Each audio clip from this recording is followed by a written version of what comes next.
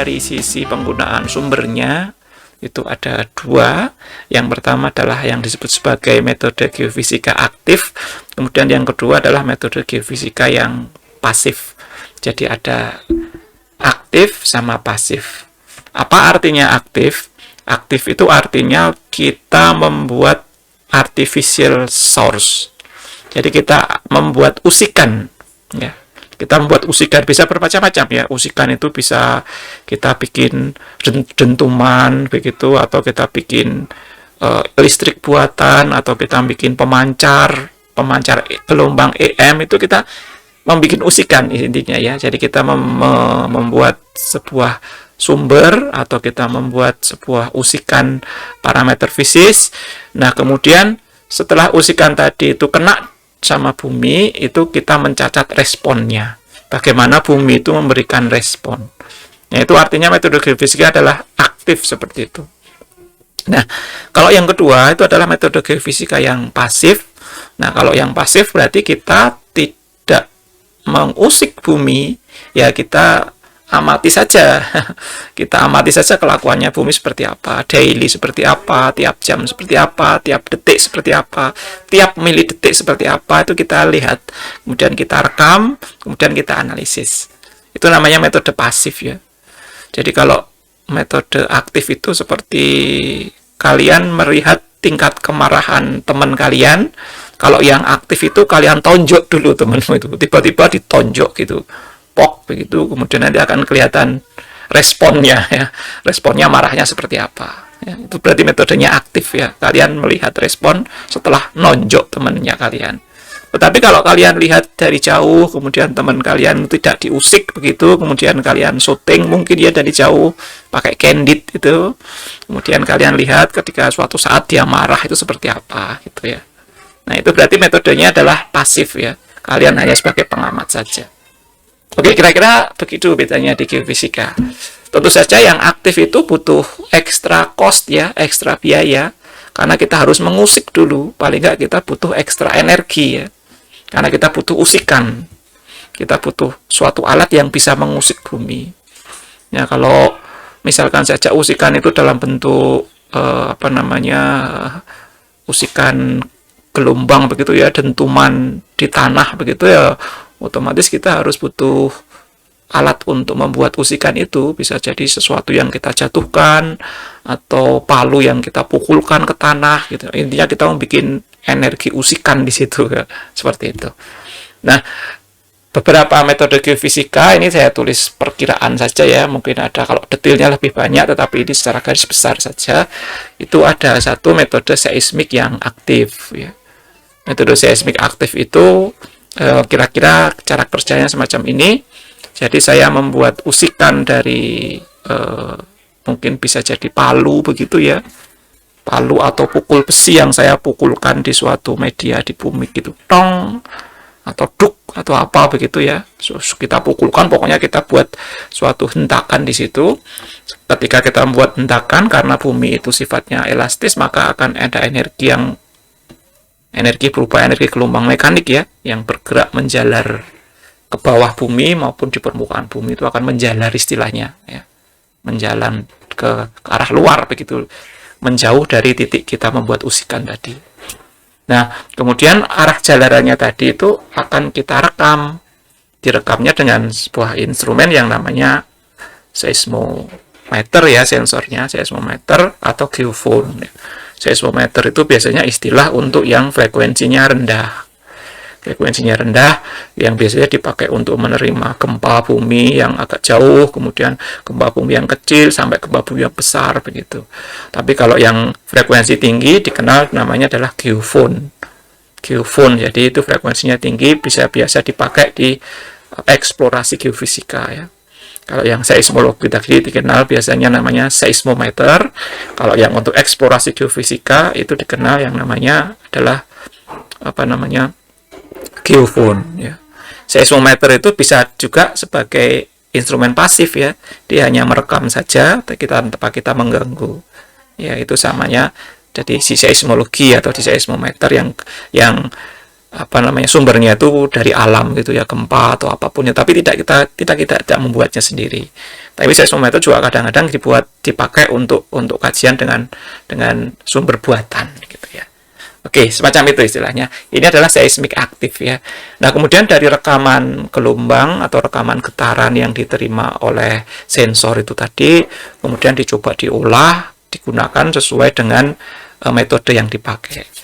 Jadi intinya nanti kita akan mendapatkan sebuah hasil atau citra yang bisa membantu kita untuk mengetahui bawah permukaan semacam itu. Kemudian yang kedua adalah geolistrik ya, geolistrik aktif ya, karena ada geolistrik yang tidak aktif juga. Geolistrik ini kita membuat usikannya itu berupa kita menginjeksikan arus. Nah, jadi kita punya seperti kalau kalian lihat itu orang yang mencari ikan pakai setrum itu ya. Gitu. Itu juga dia menyetrum sungai ya. Di geofisika juga iya, yang namanya geolistrik aktif itu kita melakukan injeksi arus dengan menyetrum itu tadi. Ya, injeksi arus, kalau kita menggunakan injeksi, kata-kata injeksi itu tidak hanya satu titik saja, maka mestinya kita harus punya dua titik ya, karena ada istilah sink and source. Sink itu yang tempat arus masuk ke dalam tanah, source itu tempat arus terserap dari dalam tanah. Jadi saya punya dua elektroda besi begitu, yang ini sebagai masuknya arus, yang sini sebagai keluarnya arus. Ini masuknya arus ke dalam bumi ya, sama keluarnya arus dari dalam bumi menuju ke instrumen yang saya pakai tadi, kemudian diputar gitu. Nah, jadi intinya aktifnya itu tadi kita buat usikan berupa sumber arus ya, ke dalam bumi. Nah, kemudian setelah kita berikan arus, kita akan merekam besarnya beda potensial di permukaan bumi. Istilahnya adalah beda ya. Beda potensial itu berarti kita harus punya dua titik karena beda ya. Titik A dan titik B. Misalkan titik A dan titik B gitu, maka kita bisa merekam beda potensial. Jadi secara eksperimen kita tidak bisa merekam potensial. Kita mengukur potensial itu tidak bisa di alam. Yang bisa kita ukur adalah bedanya, beda potensialnya. Jadi kalau saya punya dua titik begitu, saya bisa mengukur bedanya, beda antara A dan B. Potensialnya berapa ya belum tahu, asal kita harus tahu titik yang di sini dulu potensialnya berapa. Baru kita bisa ketahuan berapa potensialnya ya. Yang bisa kita ukur adalah bedanya. Nah, kemudian dengan beda yang didapatkan tadi, itu kita bisa menghitung salah satu variabel yang namanya adalah resistivitas di bawah permukaan. Sama juga nanti outputnya adalah gambar resistivitas. Nanti kita coba lihat secara lebih lanjut di di next slide dari sini ya. Oke, kemudian yang ketiga itu contohnya adalah aktif, ini contohnya adalah EM ya. EM yang aktif. EM itu juga ada aktif, ada yang pasif ya. Kalau kita punya EM aktif ya, kita bisa bayangkan saya harus punya pemancar ya. Kayak pemancar radio itu juga sumber EM ya. Jadi saya membuat sebuah pemancar, kemudian pemancar tadi saya minta untuk memancarkan gelombang E dan gelombang H. Gelombang E dan H, ya tentu saja semakin kuat energinya, maka gelombang E dan H tadi akan merambat semakin jauh.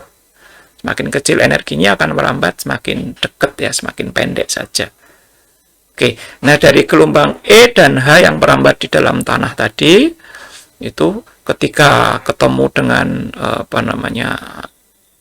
kontras tadi ya, kontras konduktivitas di bawah permukaan, mungkin ada batuan tertentu yang konduktivitasnya berbeda sekali dengan batuan sekitarnya, maka di situ ada kontras, maka medan EM tadi, medan H dan E tadi itu akan berinteraksi ya sesuai dengan persamaan Maxwell ya di fisika dasar 2, sehingga akan ada medan sekunder. Nah, dari pengamatan medan sekunder yang tentu saja diukurnya dengan mengukur besarnya medan H dan besarnya medan listrik E ya, karena mungkin kalian perlu refresh ke fisika dasar 2 ya, atau di metode elektromagnetik itu berarti ada medan E dan medan H. Yang E itu diukur dengan beda potensial ya. Gimana rumusnya kira-kira? E sama dengan beda potensial, gimana rumusnya? Masih ada yang ingat? Ada yang ingat? Mbak Heni Avianti masih ingat? hubungan antara apa namanya E dan beda potensial? Ada? Masa nggak ingat ya? Itu kuliah mungkin semester sebelumnya dari kalian ya. Di EM mestinya sudah dipelajari lebih lanjut tuh ya. Bahwasanya E sama dengan minus dV per dx ya. E sama dengan minus dV per dx. Jadi dengan mengukur dV-nya dan mengukur jarak dV itu tadi kita dapat E gitu. Nah, intinya kita ukur E dan H sehingga kita bisa mengolahnya, nanti kita akan dapatkan konduktivitasnya. Kira-kira semacam itu. Oke ya, semacam itu. Nanti secara lebih lanjut akan lebih detail di metode. Kemudian yang di metode pasif ini ada yang namanya metode gravity ya. Metode gravity itu kita tinggal melakukan pengukuran akselerasi dari gravity di suatu tempat. Tentu saja instrumennya harus detail sekali karena yang diukur adalah perubahan gravitinya, perubahan akselerasinya, atau perubahan G-nya ya di suatu tempat, sehingga harus detail sekali. Kemudian geomagnetik ini juga ya, jadi kita hanya merekam medan magnet bumi saja, baik perubahan secara temporal, medan magnet bumi kan juga berubah secara temporal ya, baik juga perubahan medan magnet secara spasial. Ya, spasial dari titik ini geser lagi dan sebagainya. Ya, jadi kemudian kita bisa olah data itu nanti. Kemudian yang ketiga adalah seismik pasif atau seismologi yang seperti saya sampaikan sebelumnya tadi. Kita pasang seismometer di tempat-tempat tertentu, kemudian kita menunggu saja. Jadi menunggu, seismometer tadi itu menunggu getaran datang. Bisa dari mana-mana ya getaran datang itu. Yang utamanya kalau memang jaringan yang dipakai untuk mengkarakterisasi gempa, ya harus menunggu kalau terjadi gempa ya. Gempa itu ada yang bisa dirasakan, ada yang tidak dirasakan. Yang dirasakan itu biasanya dekat dan magnitudonya besar. Ya, skala 3 gitu masih kliut-kliut gitu kalau dekat ya. Tapi kalau jauh nggak kerasa. Tapi seismometer tadi bisa merasa. Seismometer tadi bisa merasakan getaran pelan dari tanah itu bisa terasa. Sehingga makanya dipakai telinga berupa seismometer tadi ya. Kemudian yang keempat adalah self potensial ini ya. Self potensial itu metode potensial alami. Jadi saya mengukur beda potensial di permukaan tanah, tapi tidak saya injeksi, ya, tidak saya kasih sumber, tidak dikasih sumber arus listrik. Jadi kita hanya pasang saja alat ukur beda potensial di situ tuh, udah direkam saja gitu. Bisa sebagai fungsi spasial, bisa juga sebagai fungsi temporal. Begitu ya. Kemudian yang terakhir ini di sini diteruskan sebagai magnetotelurik ya. Magnetotelurik itu seperti EM ini tetapi tidak aktif. Jadi dia hanya merekam medan EM dari alam, yang dikenal dengan medan telurik ya. Medan telurik itu ada arus telurik, ada medan magnet yang telurik. Istilah telurik itu ya sesuatu yang terkait dengan outer space ya. Jadi bisa dikatakan medan telurik itu berasal dari luar bumi ya. Sebagian besar berasal dari matahari yang akan membentuk mempengaruhi pola medan magnet maupun medan listrik yang ada di bumi, terutama di permukaan bumi. Oke, jadi kira-kira aktif dan pasifnya itu semacam itu. Ada yang mau didiskusikan? Kalau ada yang mau bertanya atau berdiskusi atau saya kurang begitu clear atau jelas begitu, silahkan angkat tangan saja ya. Ya mungkin yang sebelumnya pernah ikut kebumian begitu, olimpiade kebumian mungkin sudah agak nyantol-nyantol begitu ya. Tapi bagi yang sama sekali belum pernah mendengar kebumian, nah inilah saatnya kalian bisa bertanya. Kalau ada yang bertanya nanti silahkan raise hand ya, atau langsung dinyalakan saja mic-nya. Karena saya bisa melihat walaupun tidak ada yang open cam gitu, saya bisa melihat Google Meet-nya ya, saya pakai 2 monitor ini.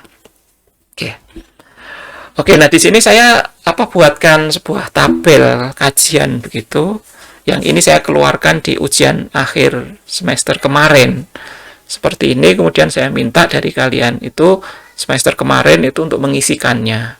gravity itu parameter yang diukur apa, kemudian satuannya apa, kemudian order atau rangkaian nilai parameternya sekitar berapa, contoh batuan dan berapa besarnya parameter berapa, kemudian contoh aplikasi metode itu untuk apa, kemudian kekurangan dan kelebihannya ditulis di situ. Nah, jadi kemarin dijelaskan secara sekilas begitu ya metode gravity. Nah, tapi untuk yang saat ini, kuliah saat ini akan saya lebih intenskan lagi di tiap-tiap metode itu. Karena core dari geofisika sebenarnya adalah metode-metode ini ya. Jadi apa yang kalian pelajari, yang khususnya yang dari prodi geofisika, nanti sampai kalian skripsi, itu intinya adalah metode-metode ini. Jadi kalian harus paham 4W1H gitu ya. What, where, when, why, begitu sama how dari setiap metode yang saya tuliskan di sini. Ini kelihatannya sudah semua metode. Nanti bisa kalian perhatikan apa yang saya sampaikan di tiap-tiap metode ini. Nah, di tiap metode ini nanti akan saya sampaikan secara sekilas saja prinsipnya, menjawab pertanyaan-pertanyaan yang sudah saya buat sendiri di atas ini, sekaligus beberapa contoh gambar, contoh data dan sebagainya. Oke ya, ini saya keluarkan di ujian kemarin. Kebanyakan dari kakak kelas kalian ya, itu menjawabnya itu dibikin tulisan teks panjang gitu ya. Jadi saya membacanya sampai pusing, itu panjang banget gitu ya. Ada beberapa yang bikin dalam bentuk tabel seperti ini, udah lebih bagus mengeceknya ya. Tapi mungkin karena manual bikinnya, diketik manual gitu. Karena kelihatannya tahun kemarin sudah online ya, mestinya bisa dibikin menggunakan Excel begitu ya. Oke.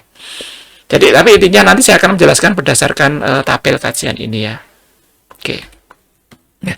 Pertama kali kita awali dulu dengan apa itu metode geofisika yang di sini dan kira-kira itu main application-nya untuk apa begitu ya. Main application-nya untuk apa. Jadi di sini tertulis yang utama itu untuk apa. Ya. Jadi di tabel 1.1 ini kolom yang pertama ini adalah geophysical methods-nya. Jadi metode geofisika apa yang tertampil begitu. Kemudian yang kedua ini chapter number-nya di buku itu ya, tidak usah kita abaikan saja. Kemudian yang ketiga ini adalah physical properties-nya. Jadi sifat fisik apa yang terkait dengan metode geofisika di sebelah kiri ini. Ya. Kemudian yang di sebelah kanan, kolom banyak di sebelah kanan ini adalah aplikasinya. Jadi application atau aplikasinya ya. Nomor 1 sampai 10 ya. Nomor 1 itu artinya adalah yang ini, 2, 3, 4 sampai 10. Oke ya. Nah, kemudian di dalam aplikasi ini ada P besar. P besar itu artinya primary method. Ini berarti metode geofisika untuk kasus nomor 1 ini merupakan metode yang utama begitu. Metode yang utama itu berarti metode yang paling oke, paling bisa digunakan begitu ya. Kemudian yang S itu merupakan secondary method. Secondary method itu ya bisa digunakan tetapi tidak primer ya, bisa sebagai extended begitu ya, atau tambahan atau survei tambahan begitu. Kemudian yang M, kalau ada tulisan M di sini itu may be used but not necessarily the best approach. Mungkin bisa dipakai tapi ini bukan suatu metode yang baik untuk kasus itu gitu ya, kasus 1 sampai 10 ini. Kemudian yang tanda seru ini itu metode tadi tidak disarankan ya, atau tidak sebaiknya tidak gitu ya, tidak disarankan seperti itu.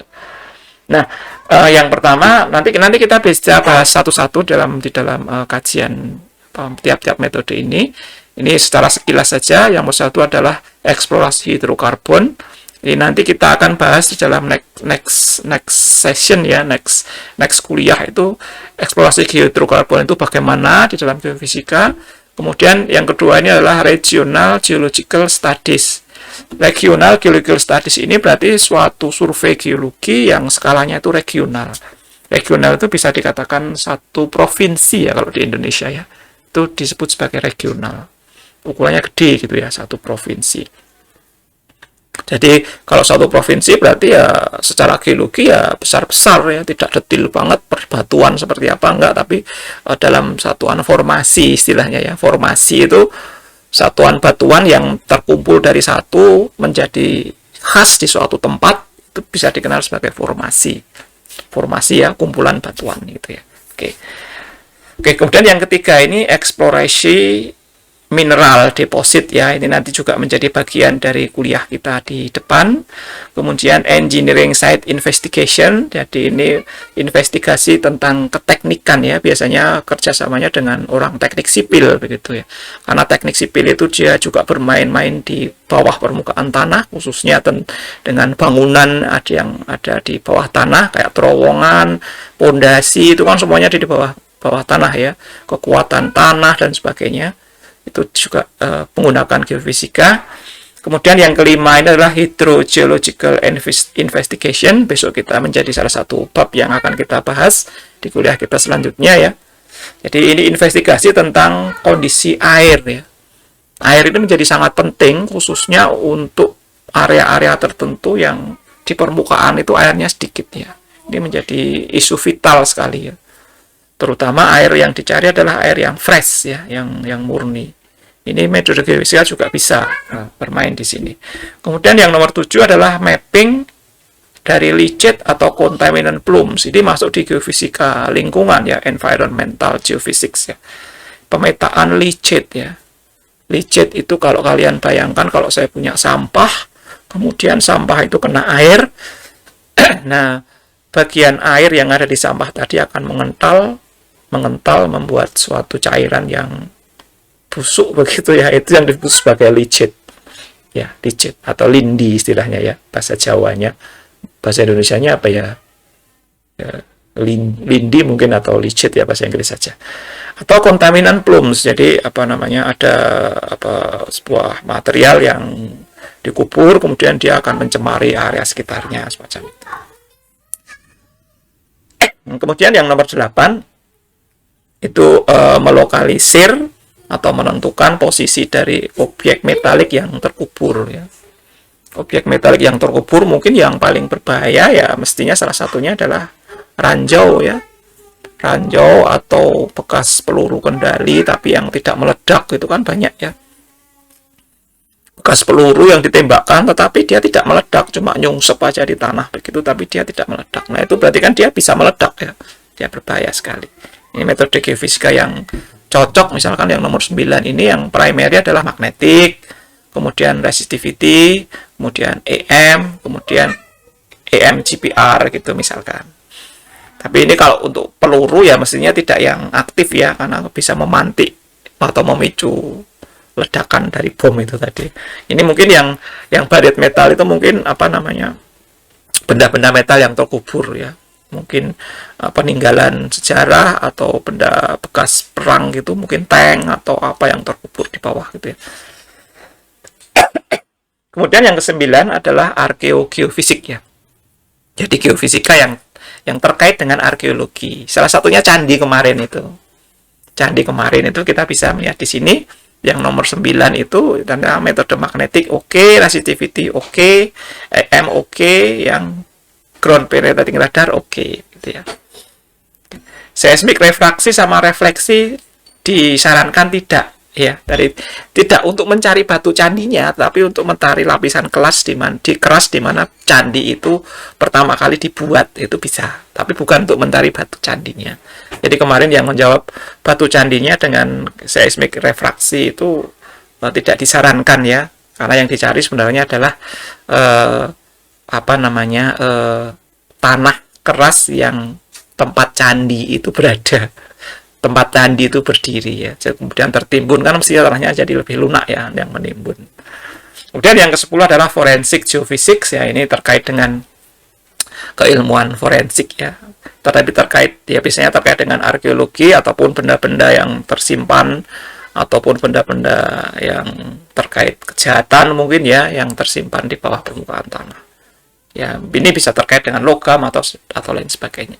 Oke, jadi ini kira-kira resumenya semacam ini ya. Ini bukan saklek, tetapi ini sebagai gambaran buat kita apa namanya aplikasi metode apa saja yang cocok untuk kasus apa saja gitu. Oke, ada yang mau didiskusikan? Silahkan kalau mau menanyakan. Tidak ya?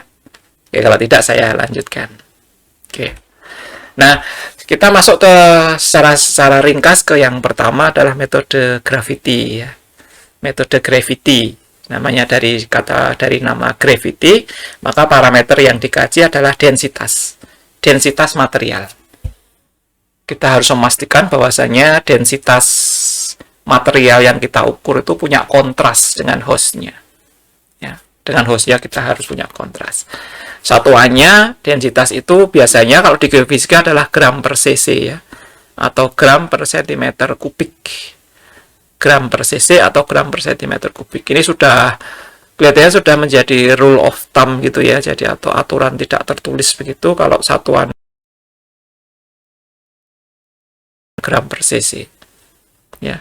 Tapi kalau satuan SI-nya itu adalah kilogram per meter kubik. Ya, ini di fisika ya, mungkin di di fisika dasar atau di mekanika gitu satuannya adalah kilogram per meter kubik karena ini satuan SI.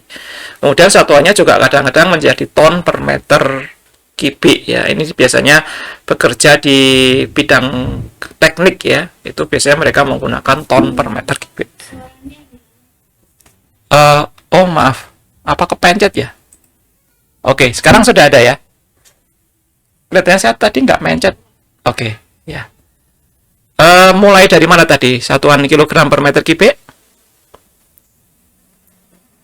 Oke ya, dari satuan kilogram per meter kubik itu biasanya satuan SI yang sering dipakai di fisika dasar 1 mungkin atau di mekanika biasanya atau kajian yang masih menggunakan SI ya, standar internasional. Tapi juga kadang-kadang di ton per meter kubik ya, itu digunakan di bidang teknik ya, ton per meter kubik sering dipakai di geoteknik atau di teknik atau di densitas yang terkait dengan kimia begitu ya, pabrik begitu dan sebagainya. Pokoknya di teknik itu biasanya ton per meter kubik. Oke ya, semacam itu. Kemudian order atau jangkauannya dalam satuan gram per cc ya satuan sampai belasan biasanya ya. Karena densitas rata-rata batuan yang ada di dekat permukaan itu biasanya ya cuma sekitar 3, mungkin 3,4 ya, 3,5 begitu ya. Satuan itu rata-ratanya. Kalau yang relatif dekat dengan permukaan dikatakan soil begitu, itu lebih ringan lagi, mungkin 2,7, 2,8 gram per cc begitu. Tapi kalau batuan yang masif, yang berat, kaya akan besi, itu ya mestinya lebih berat lagi. Jadi saya tuliskan di sini satuan sampai belasan gram per cc. Nah, kemudian untuk bagaimana contoh batuan dan parameternya itu kita lihat di next slide nantinya. Kemudian aplikasinya bisa kalian back lagi ke slide yang sebelumnya tadi. Ya, ini mungkin bisa saya contohkan, ini untuk kajian regional ya. Jadi kita bisa bayangkan kalau saya mengkaji keberadaan gunung-gunung ya yang ada di provinsi Jawa Tengah begitu, itu kan ada beberapa gunung ya, yang dekat dengan Jogja itu ada Gunung Merapi, kemudian di utaranya Gunung Merbabu ya, di sebelah barat Jogja itu ada Gunung Tua ya, karena di situ ada andesit tua gitu ya, ada intrusi tua yang membentuk Kulon Progo bagian utara itu bukit itu ya. Nah, kalau kita melihat mestinya di bawah gunung itu juga ada batuan-batuan yang bervariasi, yang bisa dikatakan membentuk suatu zona aliran ke atas begitu ya, supaya magma yang ada di bawah perut gunung itu bisa naik ke atas. Nah, magma tadi mestinya juga ada mantel yang naik ke atas membentuk kantong magma di bawah gunung itu tadi. Nah, ini dari kacamata regional skala besar begini mestinya ada perbedaan nilai densitas antara kantong magma dengan hostnya, dengan batuan induk di situ ya, ada yang berbeda di situ. Nah, dengan demikian karena ada yang berbeda itu bisa digunakan metode gravity untuk mencoba mengukur percepatan gravitasi di permukaannya, sehingga kita bisa memperkirakan kira-kira batuan yang memiliki densitas besar, misalkan intrusi atau batuan yang keras tadi, posisinya di sekitar mana. Kira-kira semacam itu ya, secara regional. Oke, kemudian untuk basin studies ya. Kenapa kok basin? Basin itu cekungan bahasa Indonesianya. Cekungan. Kenapa kok cekungan itu penting tuh bagi orang geologi atau geosains? Nah, karena sebagian besar minyak bumi itu ada di cekungan. Ya, tersedia di cekungan ya. Cekungan itu adalah sebuah tempat di mana di lokasi itu basement atau hard rock-nya, lapisan yang biasanya adalah batuan yang sangat keras atau batuan metamorf ya, tanda kutip ya. Itu yang mendasari di tempat itu membentuk cekungan. Jadi semacam wadah begitu, kemudian akan ada pengendapan di situ sehingga akan ada endapan yang tebal gitu ya, cekungan. Nah, itu metode graviti bisa mendeteksi cekungan walaupun di permukaannya datar begini ya. Seperti di Jogja ini misalkan saja, ini di daerah Bantul itu juga merupakan cekungan. Ya, di bagian kalau kita ke Solo, ke daerah Solo, Surakarta atau sekitarnya itu juga cekungan ya. Cekungan ya, dibatasi oleh tinggian yang membentuk Gunung Kidul itu ya. Untuk Gunung Kidul, Klaten bagian selatan itu ada tinggiannya. Jadi basementnya itu agak naik di situ, kemudian ada lagi cekungan yang dalam di bawah Solo begitu. Solo, Surakarta begitu. Kemudian naik ke arah utara itu akan naik lagi cekungannya itu akan membentuk kenaikan gitu yang agak ada di pegunungan Kendeng gitu ya, di bagian utara Solo ke arah utara sana, Sragen ke arah utara sampai di bagian utara Pulau Jawa. Nah, basin studies ini atau kajian cekungan ini juga bisa dikaji dengan graviti. Kemudian ada diaferisme ya. Diaferisme itu suatu peristiwa geologi yang mencotot istilahnya ya. Jadi saya punya sebuah mungkin clay atau lempung di bawah permukaan tanah yang karena tekanan kompresi dari kanan dan kiri, maka clay tadi akan mencari tempat yang lain atau mencotot istilahnya ya. Nah, kalau di Indonesia itu biasanya dikenal dengan clay diaferism ya. Tapi kalau di luar negeri itu biasanya dengan salt ya, karena mencototnya itu garamnya ya, mencotot ya, yang membentuk garam ya. Seperti di Himalaya itu kan ada garam juga, padahal dia tidak ada lautnya. Jadi garam itu terbentuk karena diaferisme garam ini ya, salt diaferisme ini di pegunungan Himalaya. Jadi kalian mungkin mengenal istilah garam Himalaya begitu ya. Itu memang garam ya, di sana memang asin begitu. Tapi bukan karena pantai atau laut, tapi karena ada diaferisme. Kemudian juga ada intrusi ya, seperti saya sampaikan di gunung tadi, deposit sand and gravel, pasir dan kerakal gitu, kerikil ya, endapan pasir dan kerikil, atau kedalaman bedrock. Ya, kedalaman bedrock ini penting sekali ya, karena di dalam kalau kita membangun gedung yang bertingkat tinggi, itu kita harus membutuhkan atau kita tahu bagaimana bedrock di area itu, karena bedrock tadi bisa digunakan untuk memasang pile, memasang pondasi sehingga bangunan yang kita pasang di atasnya menjadi lebih kuat. Oke ya. Oke, kemudian di sini ada kekurangan dan kelebihannya. Nah, kalau dari metode gravity itu kekurangannya ya dia tidak bisa detail biasanya ya, tidak bisa detail. Kemudian karena targetnya itu densitas, maka akan sangat bagus kalau target itu horizontal begitu ya, membedakan target yang horizontal. Tapi target yang vertikal atas bawah ini akan kesulitan karena gaya tarik gravity itu arahnya adalah vertikal ya. Sehingga kalau ada target atas bawah ini menjadi kesulitan, kira-kira semacam itu. Kekurangannya mungkin yang lain adalah instrumennya itu mahal ya. Instrumennya itu kecil tapi mahal. Butuh ekstra care ya dengan instrumen itu tadi. Kalau dari sisi kelebihannya itu mungkin ya dia bisa rapid begitu, surveinya bisa luas begitu, kemudian ringan dibawanya dan sebagainya. Oke ya, nah kalian bisa mencari kekurangan dan kelebihannya dari mencari informasi berlebih tentang gravity ini. Oke, nah kemudian untuk yang contoh batuan dan parameter tadi kira-kira semacam ini. Ini mungkin terlalu kecil ya, mungkin kalian bisa ini di zoom, bisa nggak ya? Zoom in ya. Oke ya, di sini ya. Mungkin ini saya zoom in sedikit saja di sini. Nah, kelihatan kan ya? Oke. Nah, dari sini, dari zoom in ini akan kelihatan apa namanya, jenis batuannya sama nilai apa namanya, nilai densitasnya. Gram per kubik sentimeter, gram per cc ya. Ini rata-rata 2,67, ini tertulis di garis di sini. Ini ada yang 3, ada yang sampai 3,5 atau bahkan lebih ya. Di sini adalah jenis-jenis batuannya. Ya, saya sarankan bagi yang dari fisika itu mungkin bisa mengenal atau bisa melihat salah satu video di yang sudah playlistnya sudah saya pasang di G Classroom itu terkait dengan rocks ya, dengan rocks atau pembentukan batuan. Di situ akan ada jenis-jenis batuan ya, jenis-jenis batuan yang saya tuliskan di sini. Ini adalah igneous rock atau batuan beku, ini metamorphic rock atau batuan metamorf, ini batuan sedimen, ini batuan deposit ya, batuan endapan begitu ya. Nah, dari jenis-jenis batuan itu kita bisa melihat ternyata nilainya ya ada yang overlap, ada yang tidak overlap begitu ya. Nah, khusus yang tidak overlap ini mesti ada kontrasnya, berarti ada bedanya. Nah, kalau ada bedanya, mestinya akan bisa dikaji di situ. Oke ya. Jadi misalkan saja saya punya diorit sama sienit yang sama-sama adalah batuan beku, yang diorit itu range-nya segini sampai segini, yang sienit segini sampai segini. Nah, itu kelihatannya kok overlap-nya banyak banget ya.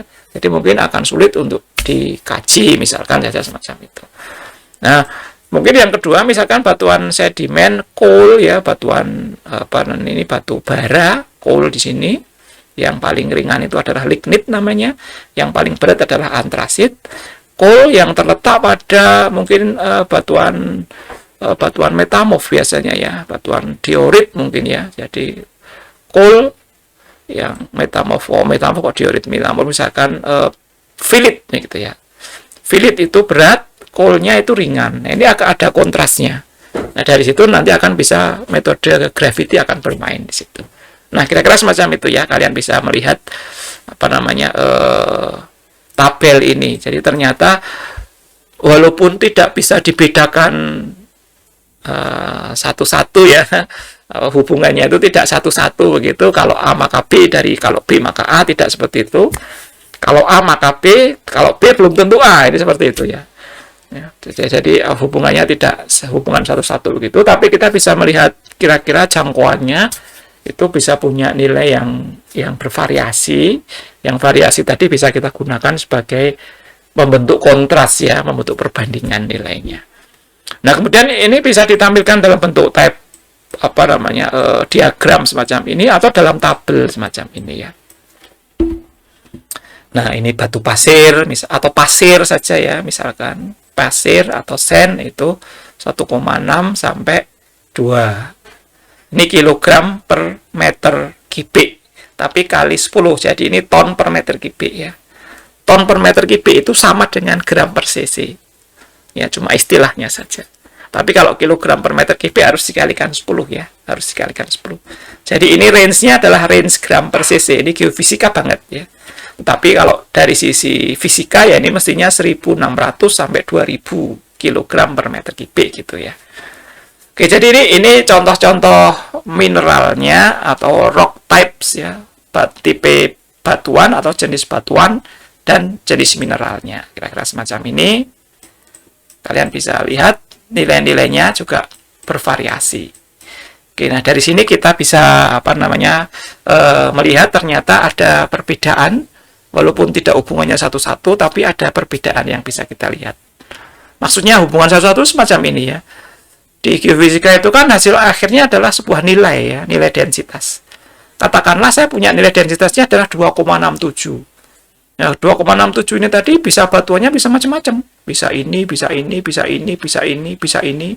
Pokoknya semua batuan yang dilewati 2,67 itu mempunyai kandidat sebagai jenis batuan yang bisa kita terjemahkan dari lapangan. Nah, tapi karena bermacam-macam ini, makanya orang geofisika itu harus kerjasama secara erat ya dengan orang geologi, Karena orang geologi yang tahu jenis batuan di situ itu seperti apa jenis batuannya, kira-kira dari kacamata geofisika itu batuan apa yang paling sesuai. Nah, gitu ya. Jadi harus ada koordinasi dengan orang-orang geologi ya. Karena sekali lagi geofisika itu merupakan tools atau instrumen supporting geologi yang membantu geologi. Ada yang mau didiskusikan? Tidak ya? Oke, kalau tidak saya lanjutkan. Nah, instrumen di gravity itu ya kira-kira semacam ini. Ini namanya adalah Warden. Ini tidak begitu teliti ya. Kemudian yang ini adalah Lakos yang lebih teliti lagi. Ketelitiannya yang ini 10 kali lipat bila dibandingkan dengan yang ini. Sama-sama menggunakan konsep pegas ya. Pegasnya kira-kira konsepnya semacam ini. Saya punya sebuah massa yang saya kasih pegas. Kalau massa itu kan berarti kalau gaya tarik gravitinya semakin besar atau nilai G semakin besar, maka massa tadi akan semakin tertarik ke bawah ya. Weight-nya jadi lebih besar atau gaya tarik ke bawahnya menjadi lebih besar. Atau beratnya menjadi lebih besar. Berat itu massa kali G ya. G-nya semakin besar, massanya konstan, maka semakin berat ke bawah. Sehingga kalau semakin berat berarti pegas tadi itu akan semakin molor ya. Nah, kemoloran massa tadi ke bawah tadi, perubahan massa ke bawah tadi yang dihitung ya, akan dihitung secara presisi, secara teliti sekali sehingga akan mendapatkan nilai perubahan G ya, perubahan G. Idenya semacam itu ya, perubahan G. Nah, dari alat ini yang isinya itu intinya adalah massa dan pegas, itu dicoba dihitung perubahan posisi massa tadi ke arah vertikal secara presisi sekali dengan menggunakan berbagai macam instrumen elektronika di dalamnya, sehingga kita bisa mendapatkan perubahan jaraknya ya, nanti akan bisa dihitung berapa besarnya G relatif di situ. G-nya G relatif, bukan G absolut ya. G relatif. Karena yang dihitung adalah berapa pergeseran atau berapa perpindahan massanya itu tadi, yang kecil tadi. Jadi sebelumnya sudah ada, kalau kita geser ke tempat yang lain, akan bergeser. Kalau dibawa ke tempat yang G-nya kecil, maka massanya akan naik. Kalau ke tempat yang berat, maka akan turun begitu. Nah, jadi untuk menjaga supaya tidak mendat-mendut begitu ya, biasanya harus ada klemnya. Ada klem atau cara meletakkannya itu tertentu khusus begitu sehingga massa tadi akan lay atau akan stay di suatu tempat istirahat dia gitu. Dia tidak bergerak lagi. Tapi ketika kita berdirikan dia baru bergerak bebas. Nah, kira-kira semacam itu idenya ya. Oke. Cara ngukurnya ya besok kalian yang geofisika khususnya bisa mengambil di kuliah gravity dan magnetik ya, metode gravity dan magnetik itu akan diajarkan secara detail semacam ini. Nah, di sini kita hanya tahu secara sekilas saja. Nah, dari alat ini kita bisa mengukur relatif G ya, relatif G. Satuannya yang dipakai namanya adalah miligal. Miligal itu artinya 10 pangkat minus 5 meter ya, 10 pangkat 5, 10 pangkat minus 5. Jadi kalau kalian punya 9,8 begitu nilai G, maka yang dihitung di sini adalah 9,80000 sampai 5 kali. Nah, angka disitulah yang dihitung bedanya ya. Yang ini, kalau yang ini itu satu angka lagi di belakangnya ketelitiannya. Jadi sangat kecil sekali ya. Satuannya adalah miligal. Ada lagi adiknya instrumen ini yang lebih detail lagi, di bawahnya lagi yang namanya satuannya adalah sampai mikrogal. Ya, 10 pangkat minus 8 ya. 10 pangkat minus 8 dari meter. Satunya adalah mikro, 10-an mikro ya, 10-an mikrometer per detik kuadrat, kira-kira semacam. Kurang dari mikro ya, 10 pangkat minus 8 kok. Jadi 10 nano ya, 10 nanometer per detik kuadrat. Sedemikian detailnya alat yang digunakan ya. Jadi ada serinya bermacam-macam. Semakin teliti ya semakin mahal alat. Dulu Geofisika UGM punya ini, Warden ini punya dulu bantuan dari Pertamina udah lama ya. Saya sudah sejak tahun 90 ke bawah 80 berapa begitu, udah dapat bantuan dari Pertamina yang Warden gravimeter ini. Kemudian yang Lakos ini dibeli, dulu itu harganya 2,5 miliar pada saat itu ya. Pada saat kurs 9, ini belinya sekitar 97 atau 98 pada awal Krismon itu ya. Itu $1 itu masih 2.000 rupiah. Pada awal Krismon, kemudian naik menjadi sekitar puluhan ribu rupiah. Ini harganya 2,5 miliar pada saat itu. Mahal sekali ya. Sekarang juga apa namanya, harganya juga gila-gilaan. Padahal alatnya cuma kecil segini nih, seperti toples kerupuk gitu ya, kecil sekali. Oke, dan ini bisa dipakai oleh mahasiswa. Jadi kalian mungkin dari fisika yang pengen melihat boleh, pengen menggunakan juga boleh, atas apa namanya, pendampingan dari teknisi mungkin boleh. Ada yang mau ditanyakan? Silahkan. Nah, kalau tidak, ini adalah contoh hasil perhitungannya. Ya, contoh hasil perhitungannya ini adalah nilai satuannya adalah mikrometer per sekon kuadrat ya. Ini satuannya, dan nanti bisa kalian bawa ke miligal. Itu kira-kira gaya tarik gravitasi atau percepatan gravitasi di atas Pulau Jawa bagian timur. Ini sampai dari di Jogja kelihatannya. Kemudian ini bagian timur ya, di bagian timur dari Jogja itu kelihatannya seperti ini ya. Dari Jawa bagian timur ya, Jawa bagian timur semacam ini. Nah, ternyata di Jawa di bagian selatan ini nilai G atau gaya tarik gravitinya, akselerasi gravitinya itu tinggi, warnanya merah. Kemudian yang di bawah tengah ini itu rendah. Nah, bisa saya katakan secara garis besar, secara regional begitu ya, yang nilai G-nya itu tinggi, itu bertambah karena batuan yang keras itu naik ke atas. Batuan keras itu ada relatif naik ke atas. Nah, sehingga menjadi tinggi nilai G-nya. Ya, nilai G-nya menjadi tinggi. Nah, kemudian kalau yang ini biru-biru ini, itu batuan kerasnya itu semakin dalam. Jadi isinya itu relatif endapan begitu ya. Batuan sedimen yang endapan. Jadi G-nya menjadi kecil. Dari sini secara geologi itu sudah suka sekali orang geologi. Oh, ternyata di sini itu ada yang namanya basin ya, yang berwarna biru ini basin. Yang membentang dari ini Solo kelihatannya, ini gunung yang ada di Tawangmangu itu ya.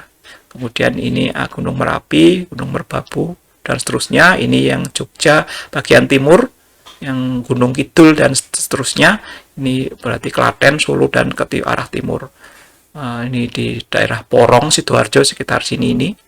Yang lumpur Lapindo itu juga di sekitar sini ini ya, di sebelah selatan Sidoarjo. Di daerah sekitar Sidoarjo atau selatan Surabaya.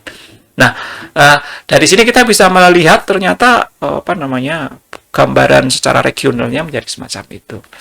Nah, ini penting sekali untuk kajian-kajian baik tektonik, kajian-kajian yang terkait dengan kegempaan, kajian-kajian yang terkait dengan keberadaan minyak bumi begitu.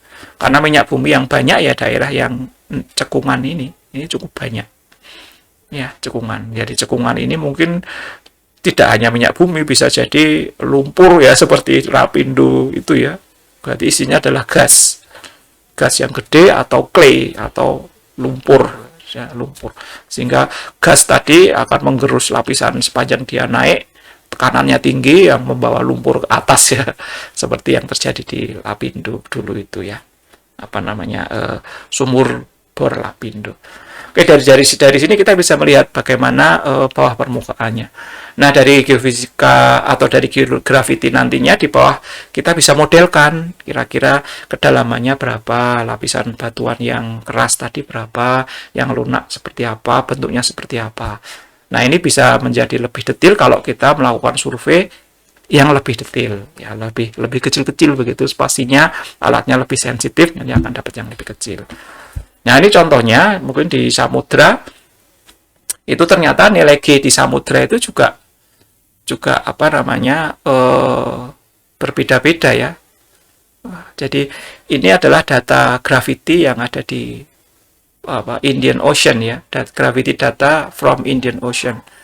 Ya, ternyata gambarnya semacam ini ya, ada berbentuk gravity yang ada itu berbentuk semacam lembah-lembah begitu. Yang paling kelihatan adalah seperti di sini ini ya. Di sini ini ada suatu zona yang warnanya biru yang membentuk pola kayak semacam jalur panjang begitu ya di sepanjang ini pembelokan kelihatannya di sini ini Jawa, kemudian di atasnya ini adalah Sumatera di kiri atas itu ya, di sekitar situ. Ini kanan ini di Indian Ocean, dilihat di petanya itu ya, peta kecil di insetnya ini ya. Oke. Nah ini kita bisa menggambarkan orang tektonik atau orang seismolog itu senang dengan semacam ini karena kita bisa membayangkan bagaimana kondisi bawah permukaan di bawah samudra. Nah, bagaimana kok ada pola-pola garis-garis semacam ini, bagaimana ada pola-pola yang ke sana kemari ini. Nah, ternyata pola-pola yang ke sana kemari ini di sini adalah mid oceanic ridge ya, atau tempat keluarnya magma yang keluar ke atas. Magma itu kan lebih berat daripada kerak ya, makanya di sini nilainya menjadi tinggi. Ya, batuan di sini lebih fresh. Kemudian batuan tadi akan bergerak ke arah utara yang menyebabkan lantai samudra Indian Ocean itu bergerak ke utara dan menabrak kerak benua Asia gitu yang membentuk subduksi di sini ya, yang jadi ceritanya jadi gunung banyak di sepanjang Pulau Jawa dan Sumatera. Oke, jadi ini juga bisa menjawab dari kacamata graviti ya.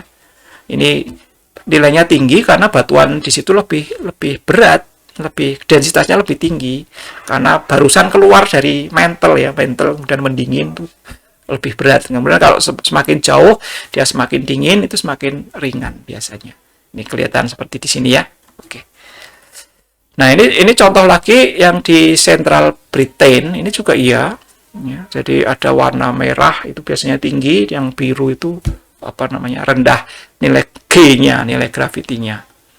Ya, jadi di sini akan banyak bercerita geologi nanti kenapa yang sebelah kiri Inggris yang sebelah kiri itu tinggi nilai gravitinya, sebelah kanan itu rendah.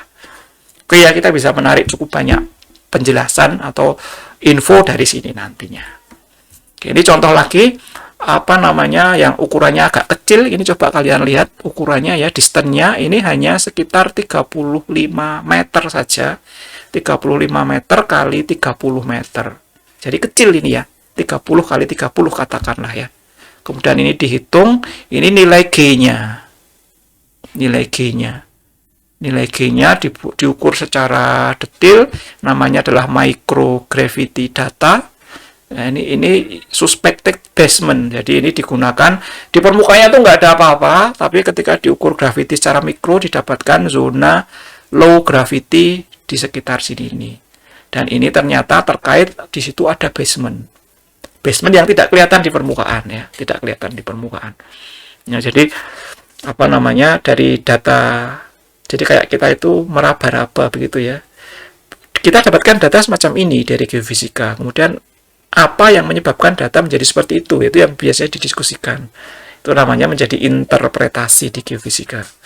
Jadi berbagai macam cara ya digunakan untuk mencoba ini kenapa kok di sini ada negative zone di situ. Ternyata ketika dicek di sini karena yang dicari adalah batuan yang suspected basement gitu. Basement itu berarti ruang kosong ya, ruang kosong yang ada di bawah tanah. Itu namanya basement. Ya, ruang kosong biasanya ada entah ruang rahasia atau entah tempat menyimpan barang berharga, tapi ada di bawah tanah. Ya, kelihatan. Kalian bisa lihat ya, ini nilainya itu kecil-kecil sekali, sehingga diperlukan sebuah survei yang sangat teliti, sangat detail di dalam pengukuran ini. Pengukurannya harus sangat detail, ya, sangat detail, sehingga bisa didapatkan data yang cantik gitu ya, istilahnya cantik seperti ini. Oke, dari situ ada yang mau ditanyakan? Ada? Enggak? Oke, kalau enggak kita lanjutkan ya ke metode kedua adalah metode magnetik. Sama seperti graviti tadi, metode magnetik itu metode pasif, tapi yang diukur adalah sifat kemagnetannya. Ya, parameter yang diukur mestinya adalah medan magnetnya. Parameter yang dikaji adalah suseptibilitas kemagnetannya. Suseptibilitas kemagnetan ini adalah suatu nilai yang bisa menimbulkan induksi yang bisa memberikan kekuatan induksi ketika sebuah benda yang magnetik yang punya sifat magnetik tadi diberi medan magnet dari luar. Ya. Jadi kalau benda itu suseptibilitasnya tinggi, maka benda itu disebut sebagai benda yang apa namanya yang punya sifat kemagnetan yang sangat tinggi ya. Istilahnya apa itu? Ferromagnet ya, ferromagnet yang rendah itu namanya mungkin paramagnet atau diamagnet begitu ya. Jadi yang ada levelnya begitu. Ya, jadi yang dicari ini adalah targetnya adalah suseptibilitas magnet. Banyak sekali benda di sekitar kita yang punya suseptibilitas magnet yang tinggi, atau kalau kandungan besinya tinggi itu mesti dia punya sifat suseptibilitas magnet tinggi. Oke ya. Kalau satuannya suseptibilitas itu ya tanpa satuan ya, no units ya, tidak ada satuannya adalah SI, itu no satuan. Kalau satuan dari parameter yang direkam itu adalah medan magnet, itu ya Henry biasanya ya, satuan kuat medan magnet. Oke, jangkauannya nanti kita bisa lihat dari tabel di next slide, dan contoh batuannya juga di next slide ya. Aplikasi metodenya itu sama seperti gravity tadi, jadi dia bisa digunakan untuk memetakan secara luas ya, yang dikenal dengan airborne mapping. Kalau sekarang sudah menggunakan apa namanya itu UAV ya, Unmanned Aerial Vehicle. Jadi semacam drone begitu yang diberi sensor magnetik, kemudian drone tadi akan bergerak sesuai dengan program posisi yang tertanam di dalamnya, dia akan bergerak begitu. Ya, sehingga dia bisa merekam sesuai dengan posisinya. Ada juga yang ukurannya agak besar, itu menggunakan helikopter begitu atau pesawat ya, namanya adalah airborne mapping. Kemudian ini juga bisa digunakan untuk mencoba memetakan intrusif, karena batuan intrusif itu biasanya kayak akan besi ya, akan logam, terutama besi yang punya susceptibilitas yang tinggi. Kemudian juga bisa dikenal dengan seafloor spreading ini, atau pemekaran lantai samudra ini mensupport seafloor spreading di MOR tadi ya. Karena didapatkan dari susceptibilitas magnetnya, itu ternyata bisa diketahui arah magnet ketika terbentuknya batuan MOR di MOR itu perubahan medan magnetnya mengalami pembalikan kutub magnet ya. Itu dari metode magnetik ini. Khususnya adalah yang namanya adalah paleomagnetik. Jadi metode magnet yang mengkaji sifat kemagnetan purba ketika batuan terbentuk. Ini ya.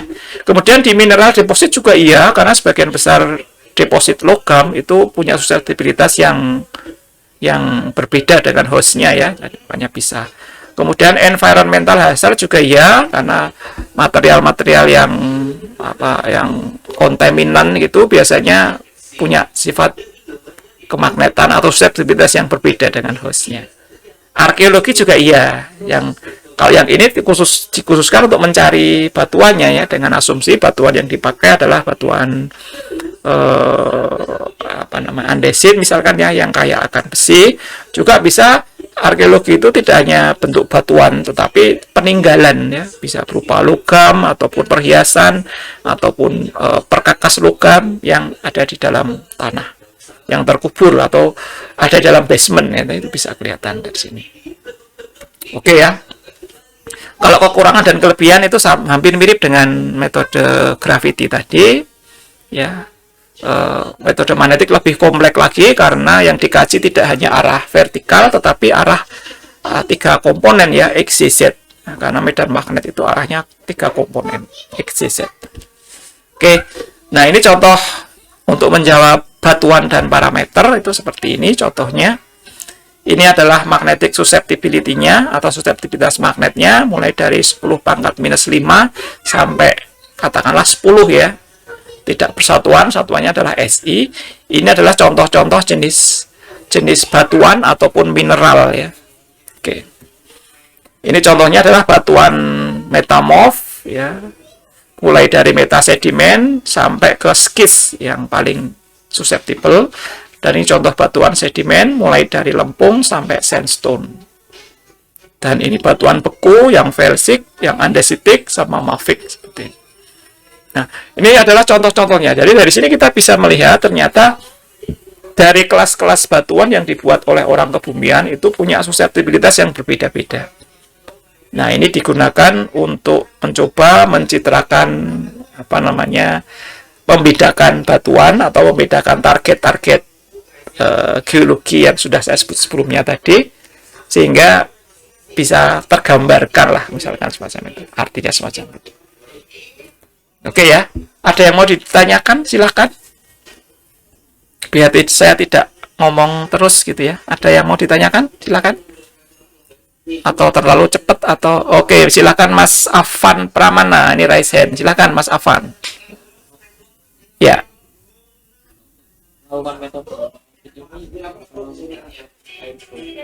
Apakah seperti listrik yang listrik kemudian itu berpengaruh pada data transaksi? Oke. Ya. Oke, terima kasih Mas siapa tadi, Irham ya. Oke. Mestinya semua material yang berada di dekat sensor, yang dimana material tadi itu punya suseptibilitas magnetik, apalagi yang kuat, itu mesti akan mengganggu, Mas. Akan mengganggu. Nah, jadi kalau saya melakukan pengukuran medan magnet ini di dekat gedung, wah ini akan sangat terganggu, karena gedung itu kan terbuat di dalamnya itu cornya dari besi semua ya, dari besi-besi, stainless, masuk baja, nah itu akan sangat berpengaruh sekali. Kita survei, kita melakukan pengukuran di dekat mobil yang parkir, ya itu juga berpengaruh sekali, karena sebagian bagian dari mobil tadi terbuat dari logam. Nah, itu yang menjadi tantangan kita, Mas, di dalam geofisika, bagaimana cara kita meremove, ya, karena itu tadi akan berpengaruh. Tiang listrik, kabelnya, itu akan berpengaruh. Nah, sehingga ada beberapa metode geofisika itu yang sebenarnya tidak cocok untuk daerah urban, ya. Biasanya metode EM itu tidak begitu cocok daerah urban. Tapi kalau yang dicari itu memang bagian dari urban itu tadi, ya juga nggak apa-apa. Jadi misalkan kita yang dicari itu besi, misalkan di dalam bangunan, yang dicari adalah besinya, itu ya nggak apa-apa, karena memang yang dicari adalah itu, targetnya adalah itu. Jadi begitu ya Mas ya, berpengaruh, jelas berpengaruh. Tapi kita harus berusaha bagaimana cara meminimalisir pengaruh itu tadi. Bisa dengan pengolahan, bisa dengan teknik pengukuran yang nanti akan mengurangi itu. Sebenarnya yang paling bagus itu kalau aero itu yang agak tinggi ya, jadi dia lebih tinggi sekitar 100 meter dari tanah gitu ya. Jadi relatif agak terbebas, apalagi kalau ngukurnya di daerah gunung-gunung gitu yang sama sekali tidak ada noise kultural istilahnya ya, noise buatan manusia, itu akan lebih nyaman lagi. Begitu kira-kira Mas. Ada lagi yang mungkin punya pertanyaan atau yang mengganggu di dalam mengikuti kuliah ini, silakan. Nah, maaf saya minum ya, kalian juga boleh minum. Ada yang mau ditanyakan? Enggak? Belum ya? Baik, kalau enggak saya lanjutkan saja. Ini sudah jam 16.39. Oke, masih mungkin sedikit lagi saya selesaikan. Saya sudahi begitu ya. Oke, ini kemudian saya pengen bercerita sedikit tentang instrumennya. Bagaimana sih orang geofisika itu bisa mengukur medan magnet ya? Tentu saja kalau yang namanya medan magnet itu satu-satunya jalan itu kita mengukurnya dengan koil ya. Medan magnet itu hanya bisa ditangkap dengan koil. Koil itu kabel yang kita bikin lilitan begitu ya, atau lilitan. Karena apa? Karena medan magnet yang masuk ke dalam koil itu akan menimbulkan listrik ya, akan menimbulkan arus listrik di dalam koil itu tadi, di dalam kabel yang membentuk koil. Nah, sehingga arus listriknya tadi bisa digunakan, atau bisa kita, perubahan arus listriknya bisa kita rekam dengan memasang resistor di situ, kemudian kita ukur beda potensialnya. Jadi jarang sekali orang mengukur langsung perubahan arusnya, tetapi yang diukur adalah perubahan potensialnya. Oke. Nah, bagaimana orang geofisika itu mengukur dengan menggunakan koil tadi? Salah satu instrumennya adalah proton precision magnetometer. Yang diinginkan dalam kajian magnetik ini itu adalah berapa besarnya medan magnet DC di bumi. DC ini ya. Kalau medan magnet bolak-balik sih pakai koil bisa, tapi ini DC. Medan magnet akibat semacam batang magnet begitu. Bagaimana cara mengukur kuat medannya di situ itu? Bagaimana cara mengukurnya ya? Nah, ternyata ini bisa diukur dengan alat yang namanya adalah proton precision magnetometer. Untuk lebih detailnya kalian bisa coba cari apa itu proton precision magnetometer. Kata kuncinya adalah proton precision ini. Ya, jadi proton ya. Proton itu apa namanya? Akan berputar atau akan mengarah arah putarannya tadi. Kalau saya belokkan dulu, dia akan berbalik ke arah, dia akan berputar ke arah medan magnet utama yang ada di mana proton itu berada, sambil berpresisi, namanya berputar ya, berputar seperti gasing begitu ya, berpresisi. Dia berputar tetapi akan berpresisi. Besarnya presisi tadi akan sesuai dengan kuat medan magnet di situ. Ya, akan mempunyai frekuensi presisi yang merupakan fungsi medan magnet di situ. Nah, jadi di alat proton precision magnetometer itu saya akan punya sebuah sensor begini yang isinya adalah cairan yang kaya akan proton ya. Contohnya ya kayak proton itu ya kayak hidrogen ya, kayak H+ ya. Misalkan adalah minyak ya, minyak tanah ya atau kerosen itu kayak akan hidrogen dipasang di situ. Kemudian saya saya berikan lilitan. Lilitan itu bukan untuk menangkap medan magnet utama bumi, enggak, tapi dia menangkap medan presesi dari proton itu tadi. Jadi proton tadi akan saya arahkan dulu sesuai dengan lilitan ini, saya kasih listrik ya, akan ada medan di situ hingga protonnya akan berbaris begitu ya, sesuai dengan medan magnet yang terbentuk di situ. Kemudian medan magnet di kumparan itu saya lepas sehingga proton tadi akan berpresisi. Presisinya itu sesuai dengan medan magnet utama bumi di situ itu. Ya, dia akan berpresisi. Nah, yang direkam adalah presisinya. Presisi nanti akan bisa dikonvert menjadi nilai kuat medan magnet di situ. Ya. Kuat medan magnet di situ, kalau di geofisika nanti akan dibawa ke yang namanya Tesla ya. Kekuatan medan magnet itu adalah Tesla. Tesla yang nanti dihitung dalam metode magnetik ini dalam orde nanotesla, NT nanotesla. Nanotesla atau gamma, istilahnya adalah yang gamma atau nanotesla. Di geofisika dikenal dengan gamma, ya, mungkin di fisika dikenal dengan Tesla ya. Ini adalah ordenya nanotesla. Nah, jadi intinya metode geomagnetik ini adalah merekam besarnya medan magnet DC di bumi. Bukan medan magnet bolak-balik, bukan, tapi medan magnet DC di bumi. Ya, jadi kenapa saya bilang tadi dari pertanyaan Mas Muhammad tadi, apakah listrik logam di sekitar situ itu berpengaruh? Ya berpengaruh, karena logam tadi akan membuat medan magnet induksi karena dia punya suseptibilitas ya. Ada induksi di situ. Jadi ketika saya mengukur di situ, yang saya ukur juga ada induksi dari medan magnet listrik atau medan magnet benda besi di sekitar itu tadi ya. Jadi makanya akan berpengaruh ya, akan menjadi noise. Nah, kira-kira semacam ini secara garis besar. Jadi sekali lagi yang diukur adalah besarnya medan magnet DC, atau kita menganggap bumi itu sebagai batang magnet ya, yang kutub utaranya di utara, kutub selatannya di selatan ya. Kita menuju ke utara. Padahal sebenarnya kebalikannya ya, di utara adalah selatan, yang di selatan adalah utara batang magnetnya, tetapi arah jarum kompas kita menunjuk ke arah utara. Oke, kira-kira semacam itu. Alatnya adalah proton precision magnetometer. Ada alat yang lain, tapi ini salah satu contohnya saja. Kalau kita lihat ya instrumennya seperti ini, kemudian kita tinggal pencet saja nanti keluar nilainya. Di geofisika UGM ada ini. Jadi kalian kalau pengen lihat nanti bisa main-main ke lantai 3, ketemu sama teknisinya namanya Mas Sian Hendra ya. Mas, saya pengen lihat ppm itu kayak apa toh? Ya, bilang saja nanti akan ditunjukkan. Ini beratnya cuma 2,7 kg, jadi tinggal dibawa. Mungkin ada yang di punggung, ada yang di depan begini ya. Kemudian bisa lakukan survei. Nah, ini contohnya hasilnya semacam ini ya.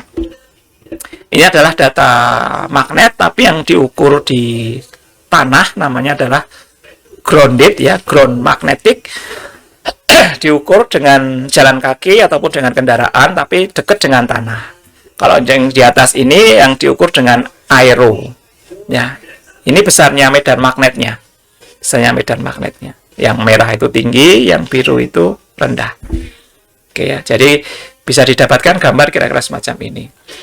Nah, dari besarnya medan magnet variasi itu tadi, itu pengen dicoba dilihat bagaimana kaitannya dengan target-target yang diinginkan tadi. Ya, di sini perlu kita lihat lagi bahwasanya yang ground ini lebih detail. Nah, iyalah karena kita ngukur dekat dengan barang magnet yang ada di permukaan bumi ya, kita ngukur di permukaan.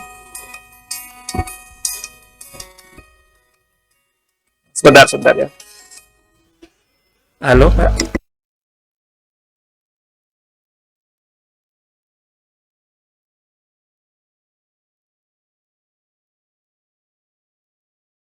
Oke, tadi ada gangguan telepon sebentar. Kaget saya malah. Oke, nah seperti itu tadi ya, karena ini dekat dengan permukaan, jadi detail begitu ya, dari detail. Kalau ini jauh dari permukaan, ya karena ngukurnya dari jauh, maka responnya juga tidak sedetail yang sebelah kiri. Ini contoh saja gambaran magnet yang kita dapatkan kira-kira semacam ini. Artinya merah ini apa, biru itu apa ya harus kita kaji secara lebih lanjut metode magnetik ini supaya ada artinya nantinya. Oke, ini contoh yang lain lagi. Ini medan magnet di Central Britain ya, sama seperti gravity tadi. Ada yang tinggi, ada yang rendah. Nah, ini akan ada artinya nantinya ketika dikaitkan dengan kondisi geologi yang ada di Britain saat itu. Ya, kalau bentuknya semacam memanjang begini mungkin terkait dengan dengan patahan begitu, tetapi kalau yang bulat-bulat gini mungkin dengan intrusi atau dengan apa yang ukurannya gede-gede ya, bawah permukaan. Oke, kira-kira semacam itu ya.